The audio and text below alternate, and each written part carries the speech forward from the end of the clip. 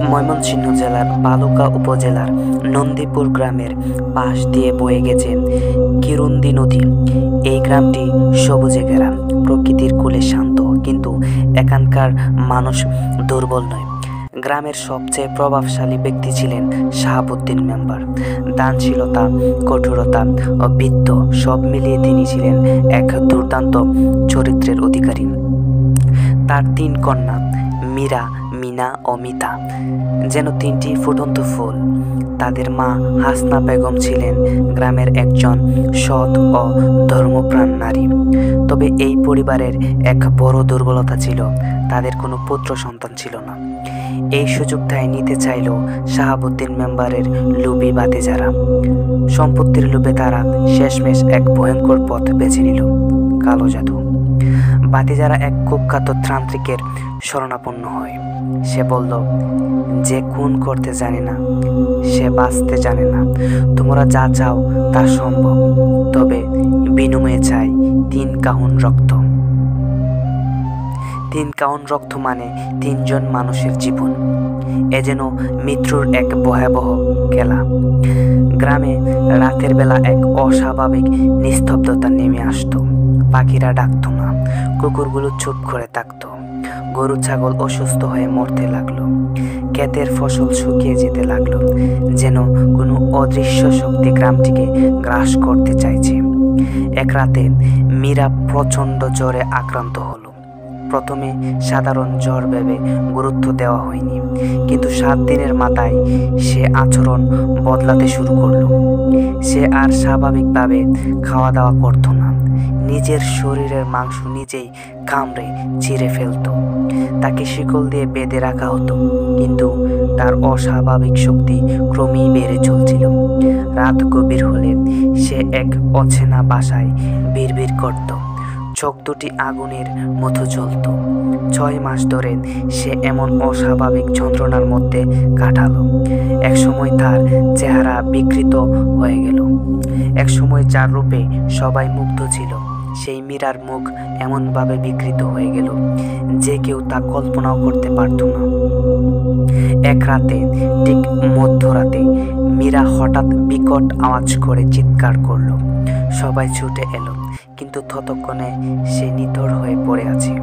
তার শরীর শুকিয়ে হাড়ের কাঠামোতে পরিণত হয়েছে। চোখ দুটি গহ্বরের মতো ফাঁপা, যেন তার আত্মা দেহ ছেড়ে কোথাও হারিয়ে গেছে। মীরার মৃত্যুর পর মিনা আতঙ্কিত হয়ে পড়েছিল। সে একা থাকতে চাইতো না। কিন্তু এক রাতে পরিবারের সবার সঙ্গে রাতের খাবার খেয়ে সে ঘুমাতে গেল। সকালে তার মা ডাকতে গেলেন, কিন্তু কোনো সাড়া নেই। যে মেয়ে প্রতিদিন সকালে উঠে কোরআন তেলাওয়াত করত, সে আজও ঘুমিয়ে আছে। দরজা ভেঙে ভিতরে ঢুকে সবাই শিউরে উঠল। মিনার দেহ নেই, কাঠের চাদরে ছোপ ছোপ রক্ত, যেন কেউ তাকে টেনে নিয়ে গেছে। গ্রামের লোকজন খুঁজতে বের হলো। একদিন পর পুরনো পুকুরের ধারে দেখা গেল মিনার রক্ত মাখা ছুরি। পুকুরের পানি তখন কালচে হয়ে উঠেছিল, যেন তার নিচে কিছু একটা অস্তিত্ব রয়েছে। কিন্তু মিনার দেহ আর কখনোই পাওয়া গেল না।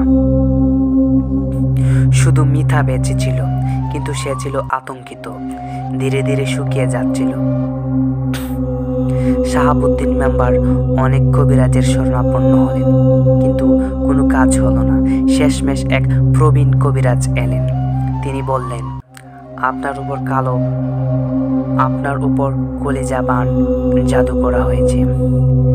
4টি পুতুলের উপর জাদু করা হয়েছে, আর তাদের বেষ্টন করে রাখা হয়েছে সুই দিয়ে। পুতুলের কলিজার বরাবর বড় পেরেক ঢুকিয়ে তাদের তাবিজ বাঁধা হয়েছে। এর অর্থ একটাই, শাহাবুদ্দিন মেম্বারের মৃত্যু হবে যন্ত্রণাদায়ক। ধীরে ধীরে তার কলিজা পচে যাবে, আর তিনি ছটফট করতে করতে মারা যাবেন। মৃত্যু যেন এক চিরন্তন ছায়ার মতো পুরো নন্দীপুর গ্রামে তার অস্তিত্ব বিস্তার করেছিল। শাহাবুদ্দিন মেম্বারের পুত্রহীন পরিবারে 3টি মেয়ের প্রাণ হারানোর পর একের পর এক বিভীষিকাময় ঘটনা ঘটে চলছিল।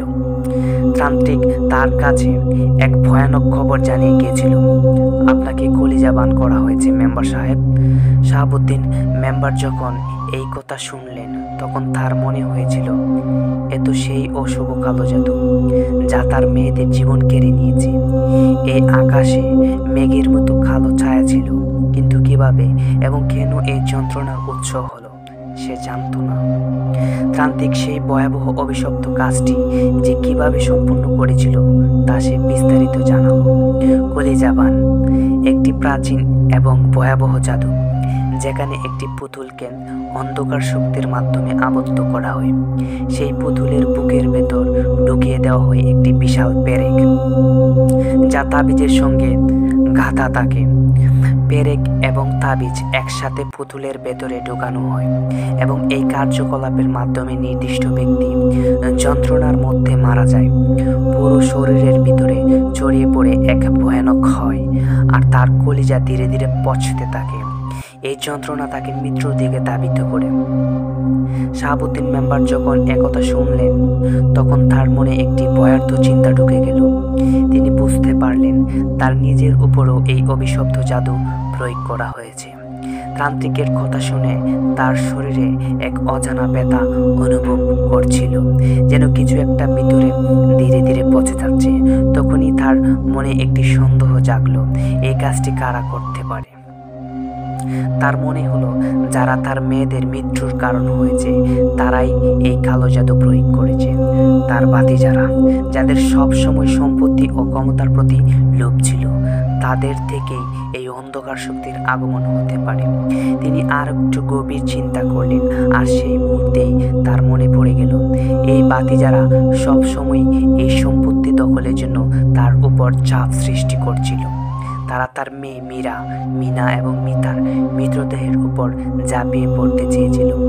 যদিও তারা কখনো সরাসরি কিছু করতে পারেনি, কিন্তু তাদের অন্তর্গত অসৎ উদ্দেশ্যগুলো তার চোখে ধরা পড়েছিল।